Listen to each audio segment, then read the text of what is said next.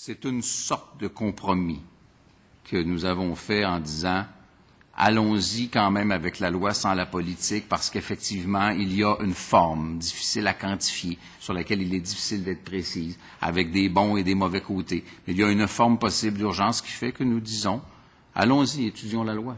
Mais espérons que nos discussions vont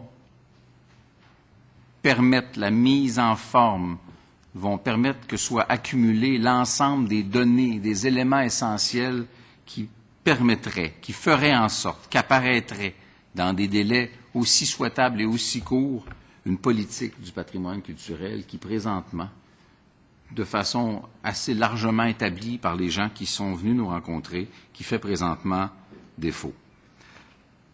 Quand on parle de patrimoine aux gens que l'on rencontre, c'est avec des exemples qui nous interpellent. Telle personne nous parle de son Église, telle personne nous parle d'une tradition maritime, telle personne nous parle d'un ensemble d'éléments. C'est toujours fascinant. Les suggestions qu'on nous fait même sont souvent très intéressantes. Et c'est par les exemples que les gens expriment leur intérêt pour le patrimoine. Et c'est normal. Le patrimoine, aux yeux des gens, c'est pas la notion théorique. Le patrimoine, aux yeux des gens, c'est qu'est-ce que ça représente dans mon passé, dans mon présent, puis dans l'avenir que je voudrais transmettre. Et c'est pour toutes ces raisons-là que je pense qu'une politique est essentielle. Enfin, je veux bien qu'une loi ne soit pas un exercice budgétaire.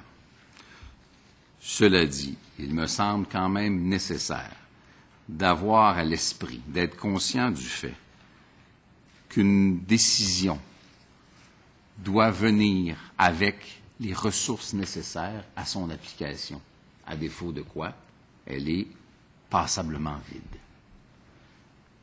Nous n'avons aucune idée de ce que sont les ressources nécessaires. Et je rappelle que pas même la Ville de Montréal, qui est pourtant très bien équipée en termes d'équipe, en termes d'infrastructure et en termes d'organisation pour gérer le patrimoine et la culture, pas même la Ville de Montréal ne pouvait nous donner la moindre idée de ce qu'il pensait être les ressources nécessaires à la mise en œuvre de leur partie de cette loi-là.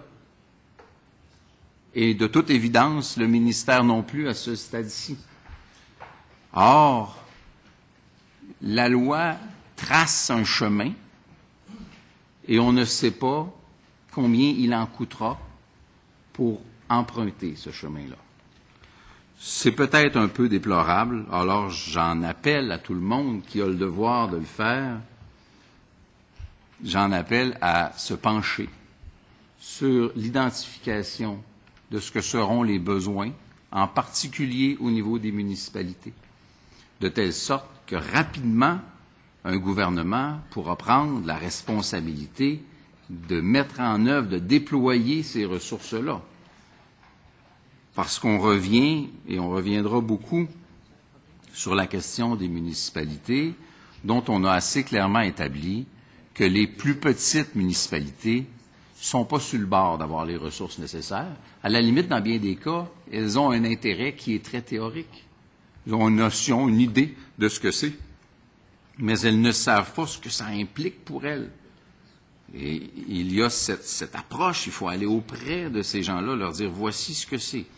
La question qui est soulevée, évidemment, pour une municipalité, c'est si je prends une responsabilité et que j'ai le choix de la prendre, nous dit-on, mais qu'il n'y a pas de ressources certaines qui viennent avec, il y a de bonnes chances que je n'accepte pas cette responsabilité-là.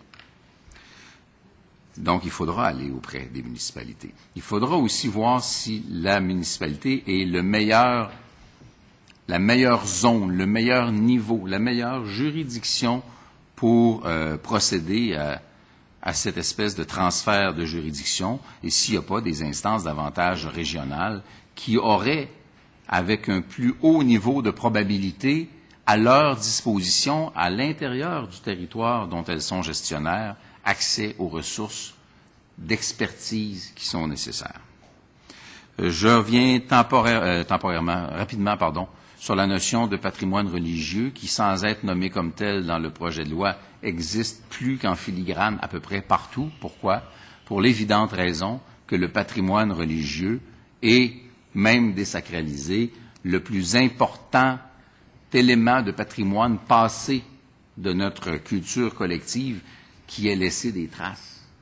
Ces traces-là sont le cœur, le centre d'à peu près chaque municipalité et chaque paroisse au Québec. On ne peut pas regarder dans d'autres directions, faire comme si ça n'existait pas. Il faut le voir, le nommer et le prendre à bras-le-corps.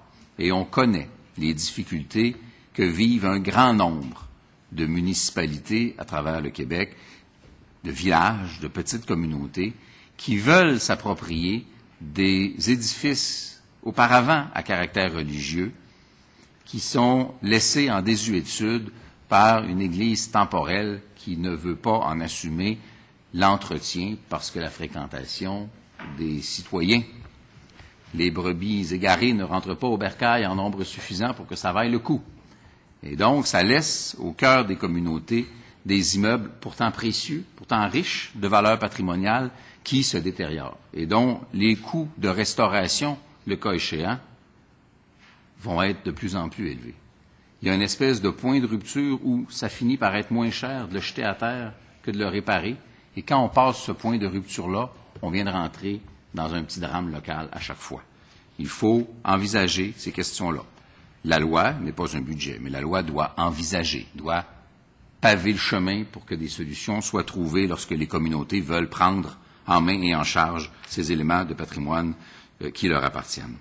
Je finirai en disant ceci. Il y a une notion centrale à tout ce qui est culturel. Le patrimoine est évidemment une notion culturelle. Et j'utilise culture en son sens le plus large, en son sens à la limite ethnologique du terme, l'ensemble de nos valeurs, de nos comportements, de nos institutions, de nos croyances, de nos traditions. Tout ce qui est culturel est forcément identitaire.